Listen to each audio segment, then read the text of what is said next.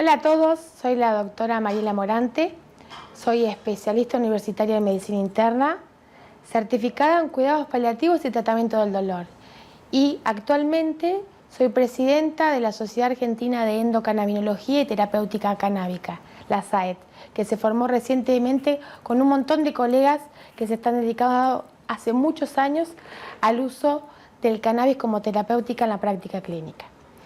Bueno, hoy me toca hablar de los principales efectos de los cannabinoides en el cuerpo y sus usos terapéuticos basados en la evidencia científica. Hay una gran pregunta que nos hacemos todos, pero tenemos que recordar que en la historia de la humanidad, las plantas han sido la principal fuente de obtención de recursos terapéuticos para el tratamiento de diversas enfermedades. Por ejemplo, el ácido salicílico sale del sauce, del opio sale la morfina y actualmente, en realidad no es actualmente porque la planta de cannabis es una planta milenaria que fue sacada por una cuestión de prohibicionismo, por el consumo adulto y un montón de cosas que, bueno, actualmente se han modificado, pero el cannabis también tiene su uso terapéutico. ¿Y por qué se utiliza el cannabis con un fin terapéutico? En la Argentina tenemos como una historia rara porque el planteo del uso terapéutico del cannabis fue planteado desde los pacientes a los profesionales. Pero más allá de eso, de la solicitud popular, de la creencia de que por ahí tiene una acción mágica sobre el organismo que hace sentir muy bien a las personas, ¿por qué médicamente se utiliza el cannabis con un fin terapéutico? Se utiliza gracias a este señor. Este señor es Rafael Millulán, que falleció en el 2023 a los 92 años y que había identificado ya en 1962 la molécula de CBD, posteriormente la de THC, ¿sí?, junto a sus investigadores, y que recién en la década del 90 descubre el sistema endocannabinoide y su acción. Acá está la cuestión. Nosotros, los que nos hemos recibido hace unos cuantos años, 20, 30 años, jamás escuchamos hablar ni del sistema de endocannabinoide y del cannabis. Hablamos siempre desde una orientación toxicológica, ¿sí?, por el uso recreacional o consumo adulto. Esta es la base de todo. ¿Por qué? Gracias a este señor que se le llama el padre del cannabis, Rafael Millulán, se pudo entender este sistema endocannabinoide y si bien esta es una clase que viene posterior a la que ustedes ya aprendieron lo que es el sistema endocannabinoide, recuerden esto siempre. El sistema endocannabinoide es la base del entendimiento del uso del cannabis como terapéutica. Entendiendo este sistema, se entiende por qué es pasible de uso actualmente en la medicina moderna. Entendiendo los receptores, los ligandos, cómo acciona en cada sitio que acciona, se entiende por qué también tiene múltiples usos. Aprendiendo esto, saben y entienden por lo menos todo. Para repasar rápidamente, porque tuvieron una clase anterior en la cual se les explicó seguramente el sistema endocannabinoide, recordemos que es un sistema de comunicación y regulación intercelular que está conformado por receptores y ligandos y que se genera, ante cierta situación de disconfort del organismo, un sistema de señalización en el cual hay una respuesta biológica. Y ahora puntualmente vamos a ir sobre los cannabinoides, sabiendo que, y vuelvo a repetir, existe un sistema cannabinoide donde actúan estas sustancias químicas, ¿sí? ¿Qué son los cannabinoides? Son un conjunto de sustancias moduladoras que interaccionan con esos receptores del sistema endocannabinoide CB1 y CB2 y pueden ser de tres tipos. Podemos hablar de cannabinoides del tipo endocannabinoides, que son los que producimos nosotros, nuestros organismos o los de los otros seres vivos, ¿sí?, que son la anandamida y el 2-AG. Están los fitocannabinoides, que su origen es vegetal, es los cannabinoides que produce la planta a los cuales nosotros vamos a tomar para paliar la deficiencia de nuestro sistema endocannabinoide, y también existe los cannabinoides sintéticos, ¿sí? Que son sintetizados de manera artificial por la industria farmacéutica, por un laboratorio. Tengan en cuenta esto, que existen 3 tipos, pero yo lo que voy a hablar hoy es de los fitocannabinoides, ¿sí?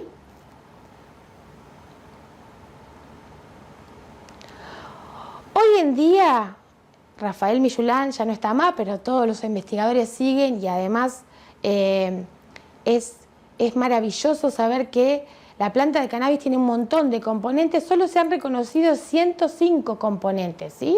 Sumados a otros componentes de la planta, que son los terpenos y flavonoides. Se dice que son más de 400 o 500 compuestos que forman la planta de cannabis. Los cannabinoides de los animales y de las plantas son compuestos químicos similares. Eso hace o explica que cuando ingerimos fitocannabinoides, estos actúan o ejercen una acción sobre nuestro sistema endógeno. Cuando nuestro sistema endocannabinoide se pone en marcha porque algo funciona mal, ¿sí? Trata de reparar el daño, pero no logra compensar esta situación, se produce una desregulación, ¿sí? Entonces, nuestro sistema endocannabinoide se vuelve deficiente, y el aporte exógeno de los cannabinoides de la planta pueden ayudar a compensar esa situación de desregulación. Y ahora particularmente vamos uno por uno, pero quiero que entiendan esta cuestión y la importancia que tiene la deficiencia del sistema endocannabinoide, ¿sí? Está demostrado en un montón de pacientes, por ejemplo, en pacientes que tienen depresión crónica o en pacientes que tienen fibromialgia, en los cuales se han hecho estudios, incluso se les ha hecho punciones de líquido cefalorraquídeo para dosar la anandamida, y se ve que tienen poca cantidad. La anandamida es nuestro cannabinoide endógeno. Entonces, la importancia es que comprendan que cuando nuestro sistema funciona mal, el sistema de la planta lo utilizamos para compensar lo que a nosotros no nos funciona bien. Es como cuando la glándula tiroides no funciona y tomamos levotiroxina, para ser simple, ¿sí? Bueno, y ahora entramos en la parte química, pero es algo sencillito, simple, para hablar de algunos de los cannabinoides más conocidos. Obviamente que hay muchos más, e incluso se está estudiando mucho sobre el tema, porque la verdad que es algo totalmente fascinante. El THC, tan conocido, tan demonizado por el uso recreacional o el uso consumo adulto, es el más abundante en la planta de cannabis y posee el efecto psicoactivo más potente. De todos los cannabinoides, el efecto psicoactivo más potente es del THC, ¿sí? Es un agonista, o sea, se une de manera como si fuera un encastre llave a cerradura a los receptores de CB1 y CB2. La acción terapéutica que se ha encontrado en el THC es que es analgésico, es antiinflamatorio, es antiemético, es orexígeno, por eso se ha utilizado en muchos pacientes, por ejemplo, en la anorexia del HIV o en pacientes oncológicos también tiene una función sobre el apetito muy bueno, los pacientes con Parkinson, y también tiene un efecto antitumoral, antipasmótico cuando tenemos espasmos, y sirve mucho para el colon irritable, y antiepiléptico. Pero además de unirse a los receptores CB1 y CB2, tiene la característica de que se une, esto es todo químico, pero para que el que quiera saber y ahondar por qué tiene esa acción terapéutica, tienen que ver a qué receptor se une y químicamente qué es lo que se genera para poder generar esa terapéutica. Es el GPR55, en el cual a bajas dosis es agonista, a altas dosis es antagonista, y la acción terapéutica actúa sobre la termorregulación, la temperatura corporal, la nocicepción, el tono muscular, la secreción salival, que es típico del THC, que seca la boca, seca las mucosas, y también actúa sobre la homeostasis del calcio y el magnesio. ¿Tiene efectos adversos conocidos? Sí. Sepan que Los efectos adversos, sobre todo el THC es sobre el uso recreacional, ¿no? Pero también son muy conocidos. Produce ansiedad, puede producir ansiedad, puede producir psicoactividad, depresión, aunque piensen que todo es psicoactivo, no, a algunos pacientes les genera depresión. Hay un déficit colinérgico, pérdida de la memoria inmediata, es amnesia, ¿sí? Pero que por suerte esa amnesia es transitoria, sequedad de mucosas y aumento del apetito. Todo eso puede producir el THC. Ahora, y van a ver que es muy conocido por el uso ahora, actualmente tenemos la posibilidad de que en las farmacias contamos con el cannabidiol para uso terapéutico, entonces es como que ya se conoce tanto como el THC, que es el CBD o el cannabidiol. Actúa como receptor agonista de los receptores de serotonina, no actúa sobre el sistema endocannabinoide, actúa sobre otro sistema muy importante para el organismo, que es el sistema serotoninérgico, ¿sí? ¿Y cuál es la acción terapéutica? Disminuye la frecuencia cardíaca, la presión arterial, es ansiolítico, es analgésico, es antiemético, antiepiléptico, antitumoral, antioxidante, antiinflamatorio, antipsicótico, es inmunomodulador, antibacteriano, antifúngico e incluso es inductor del sueño. Y algo que es buenísimo es que además tiene la capacidad de modular la acción del THC, aumentando no solo su biodisponibilidad y su buena acción, porque el THC tiene rasgos muy positivos, sino que también evita los efectos adversos, ¿sí? ¿Tiene efectos adversos desde el CBD? Sí, lo podemos sacar de la acción terapéutica. Genera mareos, genera somnolencia y hipotensión arterial. Esto hay que tenerlo en cuenta, sobre todo en los pacientes añosos que por ahí tienen una polifarmacia y estar medicados para la presión hace un montón de años, con 3 o 4 medicamentos, siempre se repite y nunca se controla, por ahí es necesario, si uno usa de terapéutica el cannabidiol, ver si es necesario que esté con tanta medicación antihipertensiva. Fíjense, que me olvidé decir, pero que tengo entre paréntesis, en el momento que fueron descubiertos los cannabidioles, los cannabinoides, que incluso son mucho más anteriores al sistema endocannabinoide en sí. Bueno, el CBN es el cannabinol, son todos medios parecidos, ¿sí? Es un producto de la degradación del THC, es un agonista parcial de los receptores CB1 y CB2 y su acción terapéutica es relajante muscular, induce el sueño, es anticonvulsivante, antibacteriano, estimula el apetito y es reductor de la presión ocular de los pacientes que tienen glaucoma. El THC-CB, que es tehidrocannabinina, se descubrió en 1970, es antagonista del CB1, agonista del CB2, que ustedes van a ver que el CB1 está distribuido en el sistema nervioso central, más que todo, y el CB2 ya en el sistema inmunológico mucho más periférico. Y miren qué importante que es este cannabidiol. Tiene una acción terapéutica actuando sobre el metabolismo y la homeostasis de los lípidos, suprimiendo el hambre, la secreción de leptina, que tiene que ver mucho con la obesidad, y los secretagogos de la insulina. O sea, se puede utilizar para paliar la sintomatología que genera el síndrome metabólico o la diabetes, ¿sí? Ahora está muy de auge el cannabigerol, el CBG, ¿sí? Pero miren cuándo se descubrió, en 1964 también. Parten todos los demás cannabinoides. Es el primer cannabinoide sintetizado por la planta y es el precursor bioquímico de los demás. Es leve antagonista del CB1 y es antagonista de los receptores de serotoninérgicos. La acción terapéutica es antibacteriano, relajante muscular. El antibacteriano es muy conocido del CBG, como que ahora está de auge la acción antibacteriana del CBG. Es relajante muscular, antipasmódico, analgésico, también disminuye la presión ocular, antitumoral y antimetastásico. Y después voy a hacer una salvedad con respecto a esto porque uno lee el cannabis antitumoral y dice que bueno, genial, los pacientes oncológicos, pero bueno, tenemos que tener en cuenta que todo es basado en estudios preclínicos, en animales, con inyecciones directas. Esto no se ha probado en acción con humanos. Después tenemos el cannabicromeno, que es el CBC, que no actúa sobre los receptores CB1 y CB2 y todavía se desconoce la vía de señalización.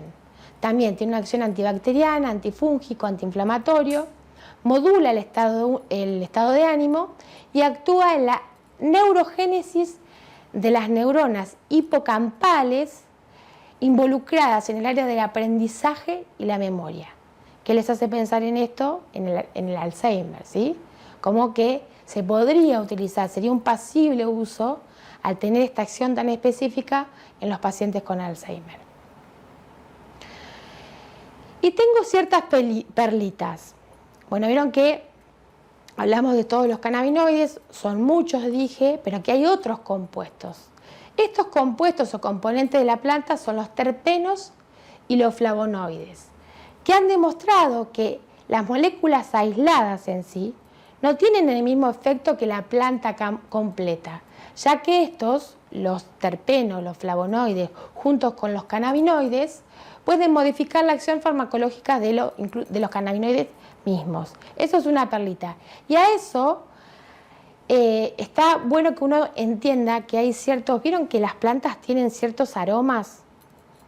Un limón tiene un aroma. La planta de cannabis tiene un olor característico. Bueno, para la planta tiene una función. Normalmente el aroma o el sabor de la planta es porque se protegen de insectos o, en el caso de las plantas carnívoras, quieren atraer insectos o se quieren defender de animales herbívoros. Los terpenos tienen un montón de funciones para la planta en sí, pero en las personas el cannabis que tiene mircelo, nilalol, limoleno, pineno y cariofileno tienen acción, como los cannabinoides, analgésicos, antiinflamatorios, anticonvulsivos. Esta perlita es para tener en cuenta porque es algo bastante importante y ojalá la ciencia avance para que no se pierdan en la acción terapéutica. Y un concepto que para mí es muy importante es el efecto séquito o entourage.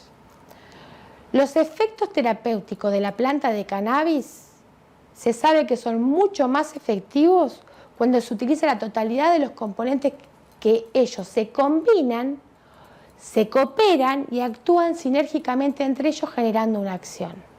Eso es a tener en cuenta porque lo ha demostrado muy bien el doctor Rafael Millulán, lo sigue demostrando, incluso en la bibliografía le puse artículos de PubMed del doctor Ethan Rousseau, que es un efecto de la planta que es excelente porque esa es como vendría a ser el beneficio que tiene el uso terapéutico del cannabis. Es como que ante el uso del cannabis abarcamos muchas esferas. Podemos abarcar el estado de ánimo, la estructura del sueño, el apetito, el dolor. O sea, por eso es que uno dice, ¿por qué lo usan los pacientes para tantas cosas? Incluso a los médicos, que somos cientificistas, como que nos hace dudar. Para todo sirve, para la psoriasis, para el dolor, para las convulsiones. Bueno, justamente es este efecto entourage o séquito de la acción de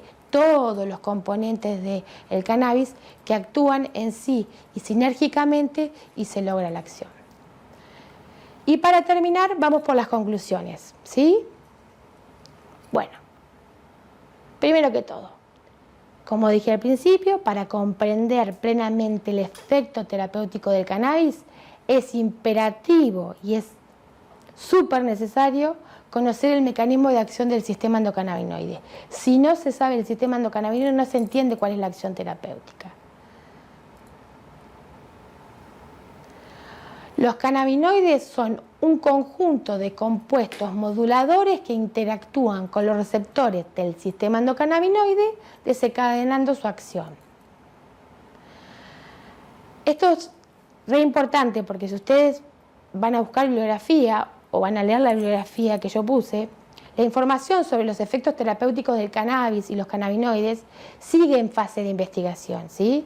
Porque siempre se busca mucha evidencia científica y la verdad que el cannabis todavía le faltan estudios, pero no significa que porque le falten estudios no sea pasible de uso, porque ha mejorado mucho la calidad de vida de un montón de personas, ¿sí?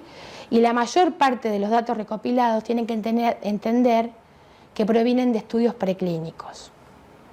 Y para terminar, hay que entender el efecto entourage o séquito, que revela el potencial uso del cannabis con su intrincada complejidad. O sea, es algo genial, pero un compuesto o una planta que tenga 400, 500 componentes conocidos es como difícil de manejar o, por ejemplo, un laboratorio no podría crear todos los compuestos, pero hay que saber que sí, que existe este efecto porque es muy beneficioso para la salud. Y para finalizar les dejo la bibliografía, en el cual hay varios artículos de PubMed, y les recomiendo, sobre todo, hay una nota que le hicieron al doctor Rafael Millulán, que es hermosa, ¿sí? Que cuenta la historia de cómo él comenzó con el estudio de cannabis, ¿sí? Que no le fue tan fácil.